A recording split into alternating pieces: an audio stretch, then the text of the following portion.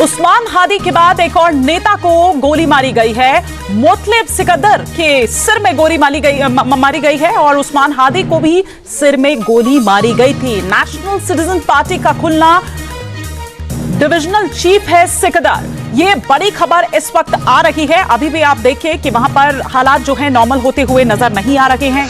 बांग्लादेश में अराजकता मानो कम होने का नाम नहीं ले रही। एक और बंदे की खोपड़ी में गोली उतार दी वहां पे। उस्मान हादी का तो आपने नाम सुना ही है, जो कि सिंगापुर में मर गया, इलाज के लिए भेजा था। उसके बाद बांग्लादेशियों ने बांग्लादेश में आग लगा दी। अब एक दूसरा है जिसकी खोपड़ी में उन्होंने गोली मार दी। अब कह रहे हैं कि क्रिटिकल है बट स्टेबल है। वहां एक और क्रांतिकारी के कनपट्टी पे अननोन गनमैन ने गोली मार दी है। हाँ भैया, मजाक नहीं कर रहा हूं। हादी का नंबर तो पहले लगा है। उसके बाद 22 दिसंबर की खबर है, मोहम्मद मुतालिब सिकंदर, ये भी एक युवा नेता था जिसने शेख हसीना के खिलाफ बहुत बड़ा मोर्चा खोला था जब शेख हसीना बांग्लादेश छोड़ के भागी थी। कि इंडिया को क्या प्रॉब्लम है वहां पे इस्लामिस्ट एलिमेंट से या इस्लामिस्ट से। At the end of the day the entire Bangladesh is a Muslim country. अगर वो सारे का सारा मुस्लिम कंट्री है तो इंडिया को इस्लामिस्ट से क्या प्रॉब्लम है। हसीना के कुछ बड़े इंटरेस्टिंग से और बड़े सॉलिड बयान सामने आए। उन्होंने बोला है कि यार ये देखिए, बेसिकली क्या होता है कि आपने एक जानवर को खुला छोड़ दिया। इनका यह कहना है कि इसने खुद करा, मोहम्मद यूनुस ने। अब ये सब चीजें इसके कंट्रोल में भी नहीं है। और ये हुआ था कि अब एक नया निजाम आएगा, नए रिफॉर्म आएंगे, यहां खुशहाली आएगी, यहां अमन और चैन आएगा और तरक्की आएगी। बेटा, वो कहीं नहीं आ सकता, वो कभी नहीं आ सकता। नमस्कार दोस्तों, हिंदुस्तान तक की एक और वीडियो में आपका फिर से स्वागत है।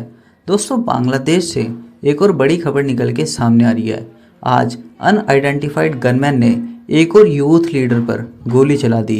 ये अटैक ऐसे वक्त पर हुआ जब पूरे देश में पहले से ही टेंशन का माहौल बना हुआ है, क्योंकि सिर्फ कुछ दिन पहले एक मशहूर स्टूडेंट लीडर उस्मान हादी की मौत हुई थी।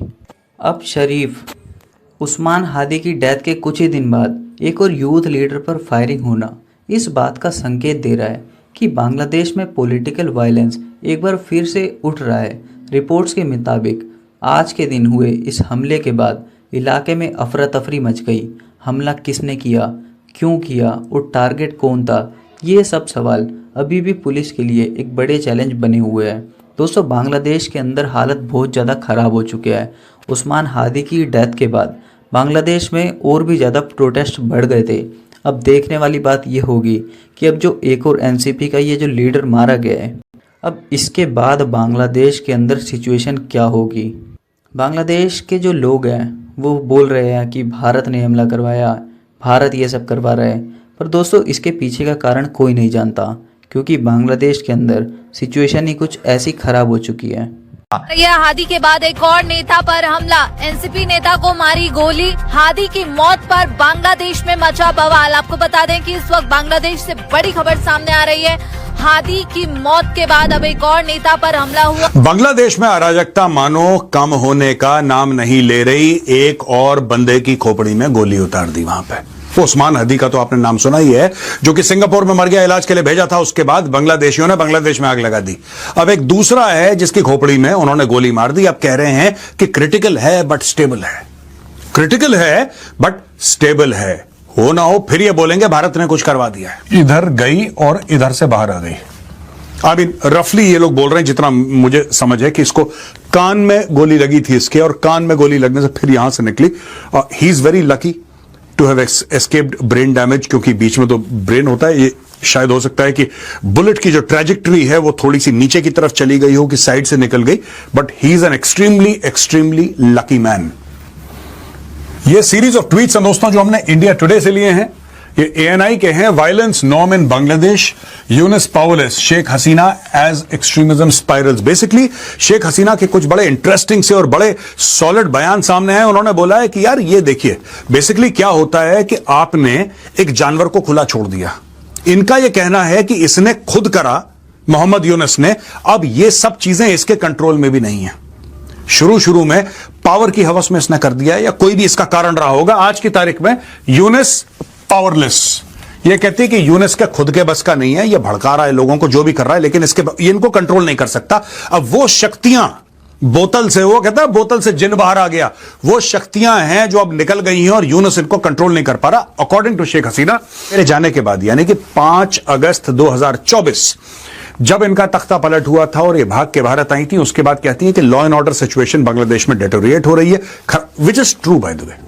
इतनी बात तो सच है कि उसके बाद बांग्लादेश का मानो कि बेड़ा ही गर्क हो गया और लोग सड़क में घूम रहे हैं, मॉब्स घूम रहे हैं, कोई पार्लियामेंट के अंदर तोड़फोड़ कर रहा है, कोई कहीं न्यूज़पेपर में आग लगा, दुनिया भर की चीजें बांग्लादेश में हो रही हैं। ऐसा लगता है कि that nation Bangladesh, which was once known as one of the leading manufacturers and exporters of textile to the world, मुझे ऐसा लगता है एक जमाने में बड़ा फेमस था बांग्लादेश का ये टेक्सटाइल और बांग्लादेश का फलाना कपड़ा, वो फ्री फॉल में है, कोई उसमें जैसे कि ब्रेक्स नहीं है, वो ढलान से नीचे चला जा रहा है तेजी से 100 की स्पीड से, कोई रोकने दोकने वाला है। उन्होंने पूरी क्लास ले ली है यूनुस की, बोला कि यूनुस की वजह से ये हो रहा है वो हो रहा है और पूरा वहां पे अराजकता फैल रही है, क्राइम बढ़ रहा है, लॉलेसनेस बढ़ रही है और भारत देख रहा है। और अगर भारत को कोई चिंता है बांग्लादेश को देखते हुए तो फिर भारत गलत नहीं है इसमें। किसी भी नेबर को चिंता होगी जब आपके बॉर्डर के अंदर इतना कलेश है, इतना क्राइम है, इतनी लॉलेसनेस और आप कुछ कर नहीं पा रहे, आप कंट्रोल ही नहीं कर पा रहे। मैं 2 चीजें बताना चाहता हूं जहां पर मैं शेख हसीना के साथ डिसएग्री करता हूं।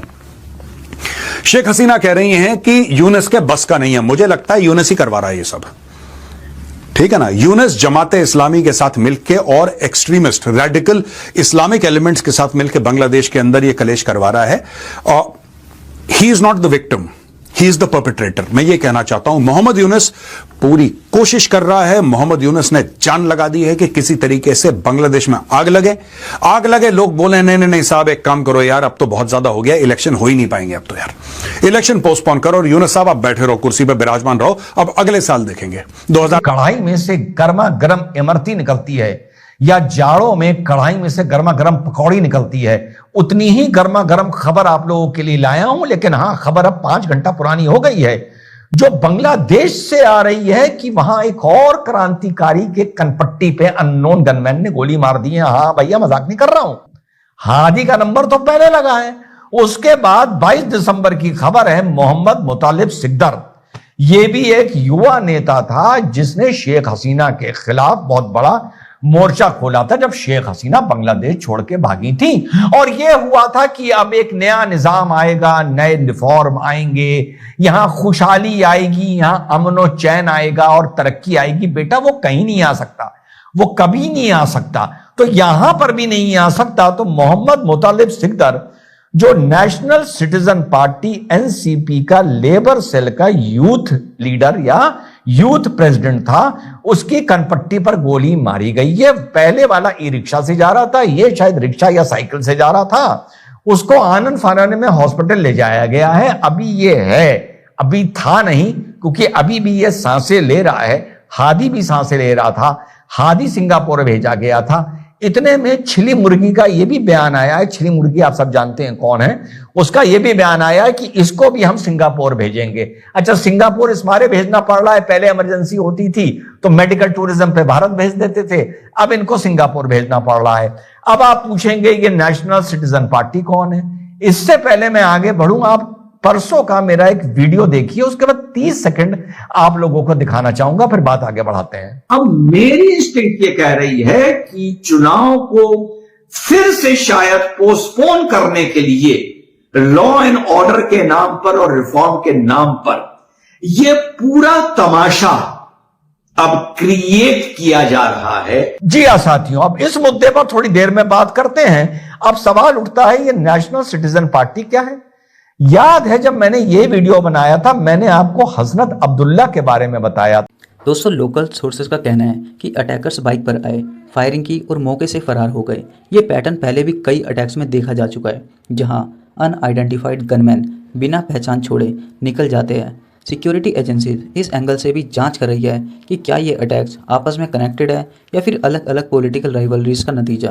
दोस्तों, शेख हसीना ने भी कमेंट किया था जब उस्मान हादी की डेथ हुई थी कि बांग्लादेश के अंदर सिचुएशन ठीक नहीं है, अनरेस्ट का माहौल है, प्रोटेस्ट हो रहे हैं और बांग्लादेश का लॉ जो है वो कुछ नहीं कर पा रहा।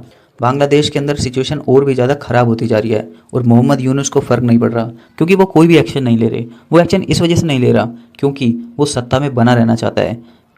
मोहम्मद यूनुस जो है वो बस इलेक्शन को टालने की कोशिश कर रहा है, क्योंकि हम देख रहे हैं इलेक्शन मंथ अनाउंस हो गया था, उसके बाद अब बांग्लादेश के अंदर फिर से प्रोटेस्ट शुरू हो गया है, फिर से कुछ ना कुछ हो रहा है। इसका मतलब ये है कि बांग्लादेश के अंदर ये चलता रहेगा और ये चलता रहेगा और मोहम्मद यूनुस सत्ता में बने रहेंगे। जो पॉलिटिकल गेम है वो चल रही है बस। दोस्तों, आपको वीडियो कैसी लगी? अगर वीडियो अच्छी लगी तो चैनल को जरूर सब्सक्राइब करें। मिलते हैं हिंदुस्तान तक की अगली वीडियो में, तब तक के लिए धन्यवाद। जय हिंद।